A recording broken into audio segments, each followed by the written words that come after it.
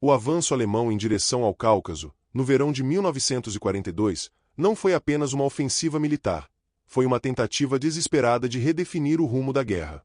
Após o fracasso em tomar Moscou em 1941, o alto comando alemão mudou completamente sua estratégia. Em vez de atacar diretamente o coração político da União Soviética, o foco passou a ser econômico, destruir a capacidade soviética de continuar lutando. Essa nova estratégia deu origem à Operação Edelweiss, parte de uma operação maior chamada Caso Azul. O objetivo era claro: avançar pelo sul, capturar os campos petrolíferos de Maikop, Grozny e, eventualmente, Baku, responsáveis por cerca de 80% do petróleo soviético. Sem esse petróleo, a União Soviética simplesmente não conseguiria sustentar sua guerra. Para essa missão, a Alemanha mobilizou o Grupo de Exércitos A, uma força colossal composta por aproximadamente 900.000 a 1 milhão de soldados. Esse grupo incluía o 1º Exército Panzer, o 17º Exército e o 3º Exército Romeno, além de unidades auxiliares. No total, havia cerca de 1.200 tanques, mais de 2.000 peças de artilharia e apoio aéreo da Luftwaffe com cerca de 1.000 a 1.500 aeronaves operando na região. Do outro lado, o Exército Vermelho organizava uma defesa massiva. Aproximadamente 1,3 a 1,7 milhão de soldados estavam distribuídos nas frentes do norte do Cáucaso e Transcaucasiana. Além disso, os soviéticos tinham vantagem defensiva, conheciam o terreno, controlavam as rotas internas e podiam reforçar posições críticas com maior rapidez. Quando os alemães tomaram Rostov-on-Don em julho de 1942, o caminho parecia aberto. Foi um momento decisivo. Rostov era considerada a porta do Cáucaso. A partir dali, as forças alemãs se dividiram em múltiplos eixos de avanço, um em direção ao Mar Negro, outro rumo às montanhas e um terceiro diretamente aos campos petrolíferos. Quando cruzamos Rostov, achamos que o pior já tinha passado. Estávamos errados, lembraria um soldado. O avanço inicial foi extremamente rápido. Em poucas semanas, os alemães avançaram centenas de quilômetros. Cidades como Krasnodar e Maikop foram capturadas. Mas o sucesso territorial escondia um problema estrutural grave. A ofensiva estava se esticando além da capacidade logística alemã.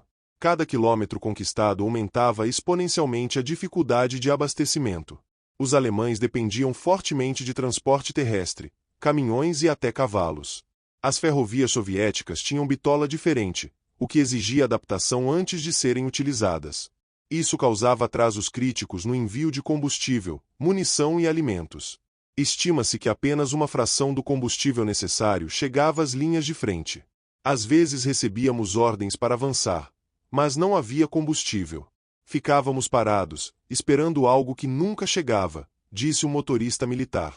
Enquanto isso, os soviéticos executavam uma estratégia de terra arrasada em larga escala. Instalações industriais, pontes, depósitos e, principalmente, campos de petróleo eram destruídos antes da chegada alemã. Em Maikop, cerca de 90% da capacidade de produção foi inutilizada. Ou seja, o principal objetivo da ofensiva estava sendo negado sistematicamente. Mas o Cáucaso não era apenas um desafio logístico, era um inferno geográfico. As montanhas do Cáucaso criavam gargalos naturais. Estradas estreitas limitavam o uso de blindados. Tropas de montanha, como os Gebirgsjäger alemães, foram mobilizadas para avançar em altitudes elevadas, onde o combate era lento e extremamente perigoso. Cada passo era uma luta, não só contra o inimigo, mas contra a montanha, relatou um soldado. Mesmo com essas dificuldades, os alemães alcançaram um de seus momentos mais simbólicos quando unidades de montanha chegaram ao Monte Elbrus e fincaram a bandeira alemã no ponto mais alto da Europa. Foi um gesto poderoso para a propaganda, mas estrategicamente irrelevante. Enquanto isso, os combates se intensificavam em toda a região. Os soviéticos utilizavam defesa em profundidade, criando múltiplas linhas defensivas. Quando uma posição caía, outra já estava preparada logo atrás. Essa estratégia aumentava drasticamente o custo do avanço alemão. Ao longo da campanha, estima-se que as forças do eixo sofreram entre 150.000 e 250.000 baixas. Já o Exército Vermelho teve perdas ainda maiores, ultrapassando 350.000 homens, incluindo mortos, feridos e desaparecidos. Esses números mostram a brutalidade da campanha, mesmo longe dos combates mais famosos, como Stalingrado. Perdíamos homens todos os dias, e às vezes nem sabíamos por quê. Um tiro, uma explosão, uma emboscada, e alguém simplesmente não voltava, disse um veterano. No auge do avanço, os alemães estavam perigosamente próximos de seu objetivo final. Baku estava a menos de 500 quilômetros de distância. Se conseguissem chegar lá, o impacto na guerra poderia ser decisivo.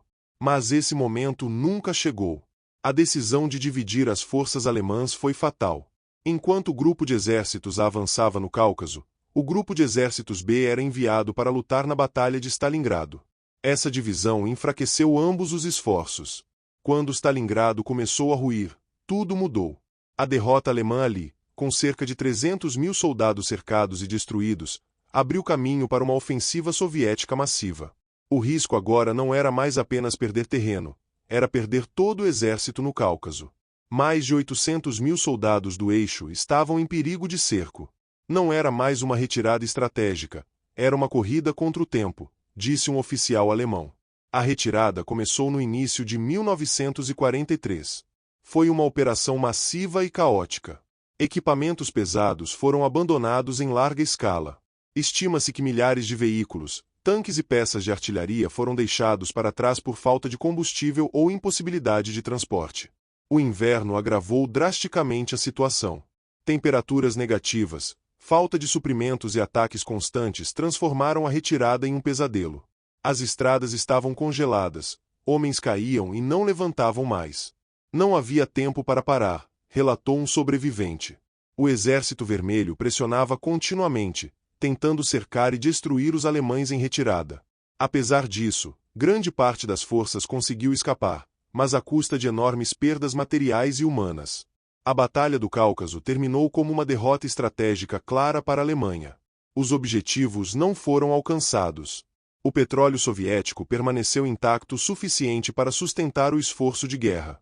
E, talvez mais importante, a Alemanha perdeu a iniciativa estratégica no sul da Frente Oriental. O que começou com quase 1 milhão de soldados avançando com confiança terminou com um recuo forçado, dezenas de milhares de mortos e uma mudança irreversível no rumo da guerra. Achávamos que estávamos indo conquistar algo, mas no final, só estávamos tentando escapar, disse um veterano anos depois. No silêncio das montanhas, entre equipamentos abandonados e estradas vazias, ficou o verdadeiro legado daquela campanha. Não foi uma vitória. Foi o começo do fim.